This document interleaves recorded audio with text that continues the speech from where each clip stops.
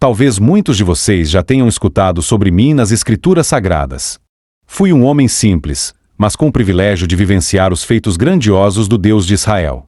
Hoje, quero compartilhar minha história, uma jornada repleta de desafios, milagres e a constante presença do Altíssimo.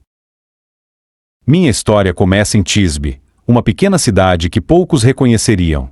Nasci em um período conturbado, em que a verdadeira adoração a Deus estava sendo substituída por práticas idólatras e costumes estranhos. Meus pais, pessoas humildes, foram os responsáveis por me ensinar a fé e a importância de confiar no Deus de nossos antepassados. Durante a minha infância, em meio às tarefas cotidianas, algo extraordinário começou a acontecer. Deus estava me preparando para um propósito maior. Ao observar os campos de Tisbe e contemplar o horizonte, sentia uma profunda conexão com o Criador. Esse sentimento me levou a desenvolver uma fé inabalável e a entender que meu chamado envolvia a restauração da verdadeira adoração em Israel.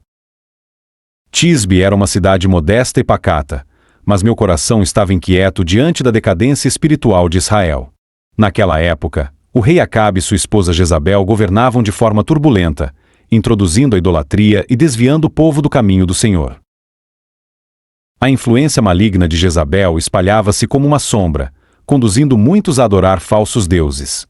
Meu espírito ardia com uma paixão divina ao testemunhar essa decadência, e foi então que Deus começou a despertar em mim a missão profética.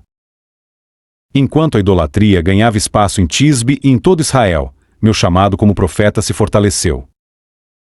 As convicções que Deus plantou em meu coração formaram-se em um compromisso com a restauração espiritual do povo. Era um período em que muitos se curvavam diante de ídolos, mas minha fé foi refinada como fogo, e a chama da verdade ardia em mim. Eu, Elias, estava destinado a enfrentar os desafios de confrontar a idolatria e proclamar a soberania do Deus verdadeiro. Minha história é um lembrete de que Deus frequentemente escolhe pessoas simples para realizar feitos extraordinários. Uma noite, enquanto observava as estrelas, ouvi a voz de Deus me chamando para ser seu mensageiro. Esses momentos moldaram meu caráter e prepararam meu coração para desafios maiores. Desde cedo, soube que minha vida seria incomum e que eu havia sido escolhido para ser um instrumento do Altíssimo. Diante do caos espiritual que envolvia Israel, senti a urgência de um pronunciamento profético. Com coragem, dirigi-me ao palácio do rei Acabe e o desafiei perante sua corte. Assim diz o Senhor, o Deus de Israel: não haverá chuva nem orvalho nos próximos anos, exceto pela minha palavra. Era um desafio ousado, que demonstrava a soberania do Senhor sobre os elementos da natureza. E assim, os céus se fecharam, e a terra que antes florescia tornou-se árida. Enquanto a seca castigava a nação, Deus providenciou para mim. Deixei o palácio e segui para o riacho de Quirite, conforme suas instruções. Lá, observei um milagre cotidiano. Corvos me traziam alimento diariamente. Essa provisão divina sustentou-me em meio à escassez generalizada. Com o riacho secando, fui guiado a Sarepta, uma cidade estrangeira, onde o milagre estava prestes a acontecer. Ao chegar, deparei-me com uma viúva que recolhia gravetos. Ela revelou que possuía apenas um punhado de farinha e um pouco de azeite, suficientes para uma última refeição antes da fome inevitável. Guiado por Deus, pedi que confiasse em suas promessas. Disse-lhe: não tenha medo. A farinha na vasilha não se esgotará, e o azeite na botija não faltará, até o dia em que o Senhor enviar chuva. Sua fé foi recompensada, e o milagre da provisão sustentou a casa durante toda a seca. Porém, a vida traz desafios inesperados. O filho da viúva adoeceu gravemente e morreu. Em sua dor, a viúva clamou por explicações. Subi ao quarto onde o menino jazia e orei fervorosamente ao Senhor. O Deus da vida respondeu, trazendo o menino de volta à vida. Esse milagre fortaleceu a fé da viúva e testemunhou o poder de Deus sobre a vida e a morte.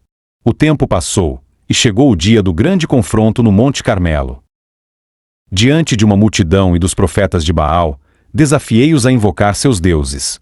Construí 2 altares e declarei: o Deus que responder com fogo é o verdadeiro Deus. Enquanto os profetas de Baal clamavam em vão, orei ao Senhor, e ele respondeu com fogo que consumiu o sacrifício, as pedras e até a água ao redor. O povo, testemunhando esse poder, reconheceu: o Senhor é Deus. Após o confronto, Jezabel intensificou sua perseguição contra mim, e busquei refúgio no deserto. Sob um zimbro, desabafei com Deus, sentindo-me esgotado. Um anjo do Senhor trouxe pão e água, renovando minhas forças. Depois, no Monte Horebe, Deus revelou-se em uma brisa suave, mostrando que seu poder também se manifesta na quietude. Minha jornada incluiu a unção de sucessores, como Eliseu, que herdou meu manto e continua minha missão. Ao final, fui elevado aos céus em um redemoinho de fogo, um símbolo da transição divina. Minha história não termina aqui, pois a obra de Deus continua através de gerações, e seu plano eterno se desdobra em cada momento. Espero que tenham apreciado essa jornada. Inscrevam-se no canal e ativem as notificações para acompanhar mais histórias como esta. Que Deus os abençoe.